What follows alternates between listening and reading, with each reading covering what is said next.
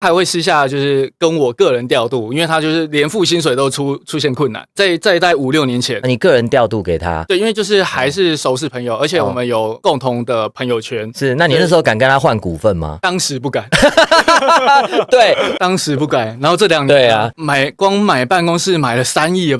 就3亿的那个办公室，然后说明年要 IPO， 我说哇，早知道就当你股东就好了，借什么钱？对对啊，但是就是在当下你不知道嘛。哦，所以你现在你们目前经营的，所以你看代表其实你们这个等于是如果变另外一个方向，也可以走类似 VC， 你们可以开一条 VC 的路我们自己后来就是这些经历嘛，对，开始投了几个新创朋友，错过了，对不对？当时错过悔恨，对。对，那现在就觉得应该要看到它的前景，或看到人对，大家都讲说人对最重要。但你知道其实国外现在也是有类似像 VC 那样子的平台，网络平台，就是说我把